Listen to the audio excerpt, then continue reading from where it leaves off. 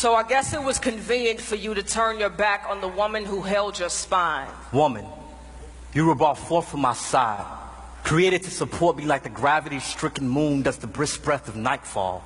But when fear clawed its way into my heart, when he called my name in the garden, you shrunk and hid your shameful body. Where were you when the Prince of Night found his way to your star?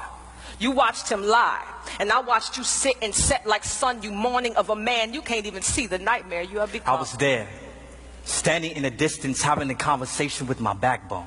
I wanted to stop you, but you let that evil reptile with eyes, slow dancing with deceit and tongue, swift as breeze, woo you dumb to think we could be wise as the God who thought the galaxies into existence. Adam, I thought he was my friend, letting me in on secrets God Pinky promised the leaves not to tell.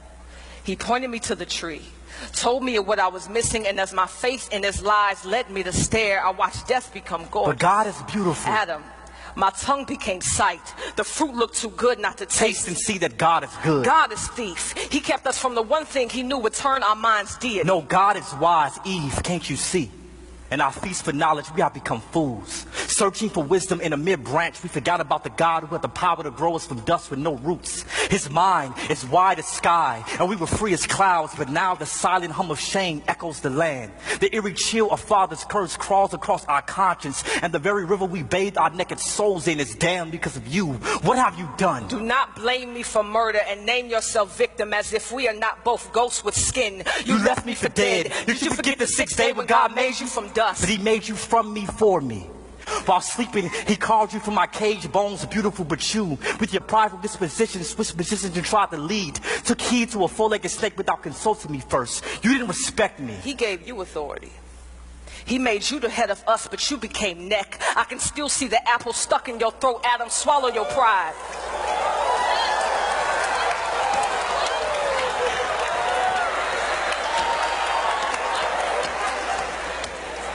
You were supposed to lead me, yet I am to blame. Your wife, your Eve, the one who is now shamed once beauty the moment you saw her breathe. Maybe I should noose a ribbon around my neck, make a skirt of wrapping paper, stuff my natural naked chest with leaves. Maybe then these bones will be enough gift for you again, this flesh enough body for you to bathe in. The day you remove God from your soul, emptied your nest of his glories, the day you beg me to take his place, fill your voids, become this image of perfection to satisfy your insecurities. God forbid our sons grow up treating their sisters like cemeteries, stacking their bodies and bones in one closet to wear as one flesh every time they want to feel alive. Eve, please understand that you further prove my point. That prideful organ brewing beneath your breast beats with no submission for your husband. And for this, your future daughters would not be quiet, gentle, but some would be loud as nagging crows scavenging on the dead earlobes of men. Their bodies, sculpted for God's glory, will become lures enticing our sons to sin, and they will. These women, your offspring, will hand their souls over to men who are not their God. They will kneel for value at the altar of man's approval, but that worship would not make them whole nor holy. Did you see what you've done? You made this about you by blaming me. We are both sin wrapped in flesh, both broken creations, stained glass windows with no shine, no sun, no light. We are both dark, imperfect, lost. We are fallen.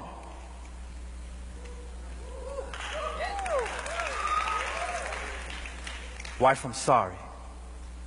Have you any idea how shameful my inside scream for not protecting the only woman I've ever known and loved from the sting of death? I feel like a lonely grave, wallowing in a walking coffin of a body, waiting for a voice louder than my fears to resurrect this scared corpse of a man I buried 6 feet under guilt. But believe me when I tell you, you are still the woman my vision sung to when I first saw you in Eden, Eve, even if God chose to separate us for 1,000 years for what we have done. I'll write you every day faithful, and my letters will literally litter the land with love, my lady. But excuse me, if the blood on my hands still drips thick with condemnation, I can only pray that this venom doesn't poison our unborn son, Cain. There is nothing but murder living in my genes, and I would die if he follows in his father's footsteps. Husband, forgive me in my limbs and the heart that led them away from the safety of your palms. The parachute folded beneath the bloodstream I left in vain. I promise I will never try to fly without you again. Your word is wind, and I would be fool to disrespect the tornado I was created to love. You mentioned our sons, but remember our God.